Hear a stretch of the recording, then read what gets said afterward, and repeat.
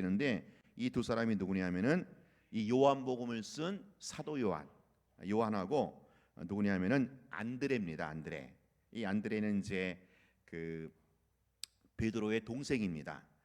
자, 그런데 세례 요한이 원래 자기 제자인 두 사람 요한과 안드레를 누구한테 보내요? 예수님에게 보내는 거예요. 저 예수님한테 가봐라 그러면서 예수님의 제자가 되게 합니다. 여러분, 이것은 쉽지 않은 결정이지요. 자기 사람을 남에게 보내서 남의 사람이 되게 하는 셈입니다. 자, 그런데 사실 이것이 진정한 의미의 제자 훈련이라고 할 수 있는 거예요. 진짜 제자 훈련 혹은 진짜 목회는요, 자기 사람, 내 사람 만드는 게 아니라 예수님의 사람을 만드는 거예요.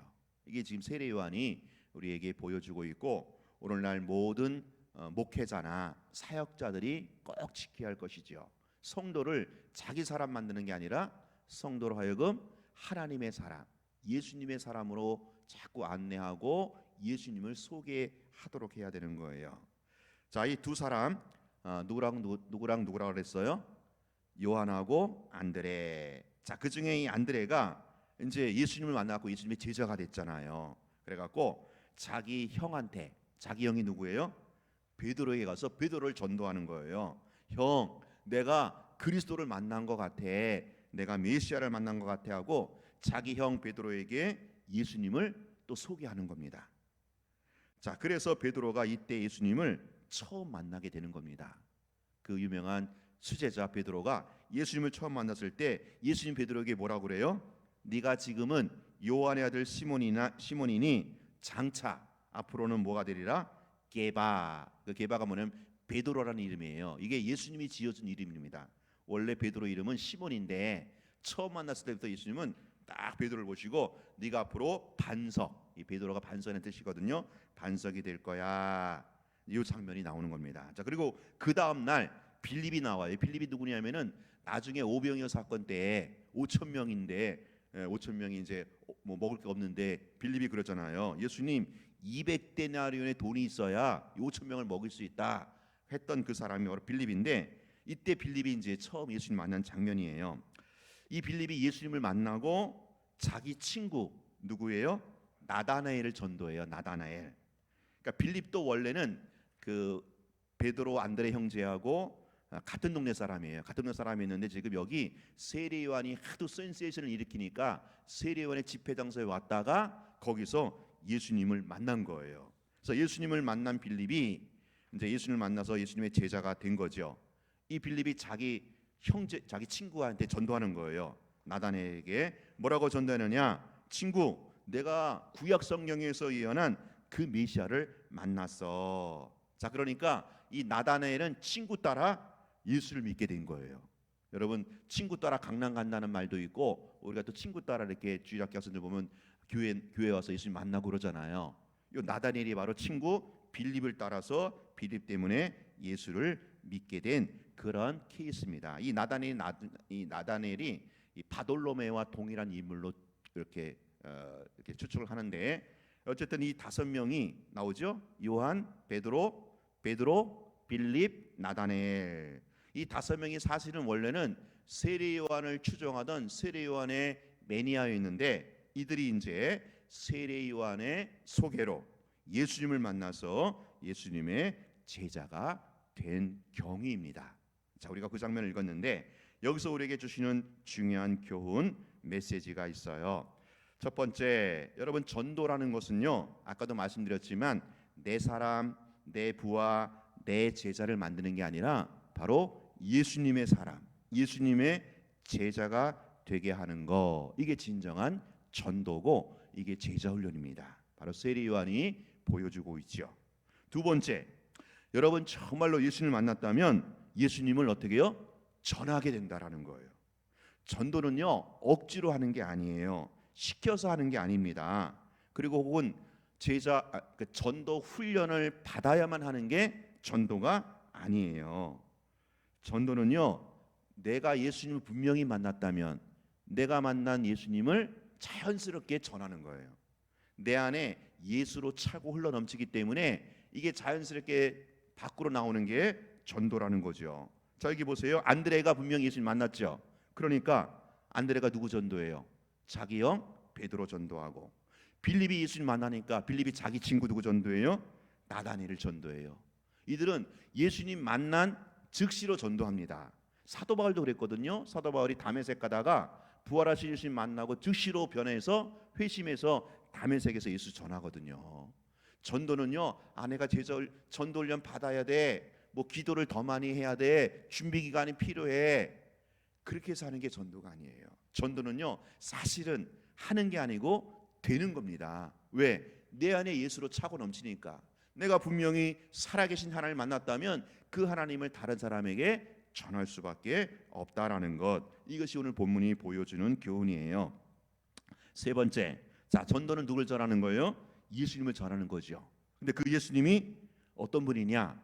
오늘 본문에서 소개되는 예수님은 어떤 분이냐? 이 예수님은요, 우리의 미래와 과거를 알고 계시는 분이에요. 자, 지금 베드로가 예수님 처음 만났을 때 예수님 베드로에게 뭐라고 그래요? 42절 다시 보세요. 데리고 예수께로 오니 예수께서 보시고 이르시되 네가 요한의 아들 시몬이니 장차 게바라 하리라. 지금 베드로의 장차, 베드로의 미래를 이미 알고 계시는 예수님이셔요. 자, 미래뿐입니까? 48절 보세요. 나다나엘이 대답하여 랍비여 당신은 하나님, 48절이 아니고 48절, 나다나엘이 이르되 어떻게 나를 아시나이까? 예수께서 대답하여 이르시되 빌립이 너를 부르기 전에 네가 무화과 나무 아래 있을 때 보았다. 빌립의 과거를 알고 계셔요. 베드로의 미래를 알고 계실 뿐만 아니라 빌립의 과거를 알고 계시는 분, 이 예수님이 오늘 우리의 주님이셔요. 우리가 믿고 우리가 의지하는 예수님, 이 예수님은요, 여러분의 미래를 알고 계시고요, 여러분의 과거를 알고 계십니다. 이것은 뭐겠어요? 나보다 나를 더 잘 아시는 분이 예수님이셔요. 우리는요, 과거도 아는 것도 있고 까먹은 것도 있잖아요. 그 미래는 더 몰라요. 근데 예수님은요, 우리의 과거도 아시고 우리의 미래도 알고 계시는 분, 이 예수님이 나의 주님이신데, 이 주님이신 우리의 인생의 미래와 과거를 꿰뚫고 계시는 이 예수님을 우리가 전하는 겁니다. 이게 전도예요. 또한 예수님은요, 51절 보세요. 또 이르시되 진실로 진실로 너에게 이르노니 하늘이 열리고 하나님의 사자들이 인자 위에 오르락 내리락 하는 것을 보리라. 이게 뭐예요? 예수님은요, 하늘과 땅을 연결해 주시는 분이시다라는 거예요. 이 중보자 되신 예수님을 보여주는, 이건 원래는 이제 야곱이 이걸 봤잖아요. 야곱이 자기 집을 떠나서 고향 가다가 하늘과 땅 그 사다리가 쫙 내려갔고 그 천사가 왔다 갔다 하는 모습을 봤거든요. 이게 예수님을 보여주는 거예요. 예수님은 하늘과 땅을 연결해 주시는 분이셔요. 여러분, 하늘과 땅이 연결되면 어떻게 되겠어요? 하늘과 땅이 소통되면 우리 뭐 인생 형통한 거죠. 예수님은 바로 이런 분이셔요. 우리의 과거와 미래를 꿰뚫어 보시는 분, 하늘과 땅을 연결해 주시는 분. 자, 근데 여기서 정말 또 중요한 대목이 있습니다. 제가 이제 이 본문 보면서 참 가슴이 뭉클했던 장면이에요. 뭐냐? 38절, 39절 한번 읽어보겠습니다. 시작. 예수께서 돌이켜 그 따르는 것을 보시고 물어 이르시되 무엇을 구하느냐? 이르되 랍비여 어디 계시오니까 하니, 랍비는 번역하면 선생이라. 예수께서 이르시되 와서 보라. 그러므로 그들이 가서 계신 데를 보고 그날 함께 거하니 때가 10시쯤 되었더라. 이게 뭐냐면은 요한복음을 쓴 사람이 누구라 그랬어요? 요한, 사도 요한인데, 요한이 맨 처음에 예수님을 만난 장면이에요. 그 만난 장면을 생생히 기억하고 기록한 장면이에요. 자, 그런데 요한복음은요, 공간복음과 달리 가장 늦게 쓰여졌어요. AD 90년경에. 공간복음은 주로 AD 한 60년경에 써 있거든요. 근데 이 내용은 이제 AD 30년경이잖아요. 예수님의 30년 공생에. 그러니까 30년경에 있었던 일을 나중에 AD 90년, 60년 후에 쓴 거예요. 근데 60년 후인데 자기가 예수님 처음 만났던 60년 전의 일을 요한이 아주 정확하게 기억하고 있어요. 그 장소하며 흐름하며 심지어는 뭐요? 시간까지. 여기 보니까 때가 10시쯤이었더라. 이때가 10시가 뭐냐면 오후 4시입니다. 여러분, 아무리 머리가 좋아도 60년 전의 일을 때와 장소, 시간까지 기억할 수 있겠어요? 60년 전의 일인데. 근데 요한에게 이게 기억이 남는 거예요. 요한에게 이것이 또렷하게 60년 전 일인데 때와 장소, 시간까지 기억하고 있는 거예요. 왜 그런지 아세요? 물론 뭐 성령의 도우심으로 기억났었겠지만 가장 중요한 것은 요한에게 예수님은 사랑이었다라는 거예요. 여러분, 이런 말이 있어요. 사랑은 기억이다. 여러분, 사랑하면 사랑하는 그때 장소, 시간, 그 사람까지 또렷이 기억하는 거예요. 여러분, 첫사랑은 다 기억나시죠?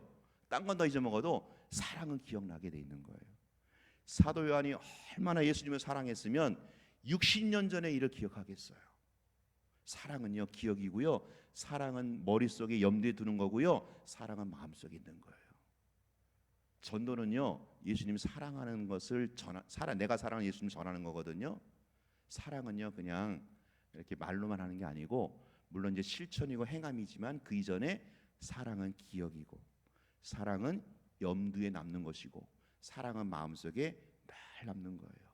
세례요한은요 60년 동안, 사도 요한은 60년 동안 늘 예수님을 마음속에 품고 예수님을 그리워하고 예수님을 사모했기 때문에 60년 전 일을 잊어버릴 수 없는 거예요.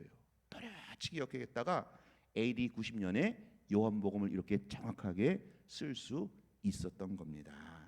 우리 이 시간 여러분, 이따 기도할 때 하나님, 나도 날마다 예수님을 새롭게 만나는 기쁨과 감격이 있어서 내 안에 자연스럽게 예수님을 전할 수 있게 하여 주옵소서.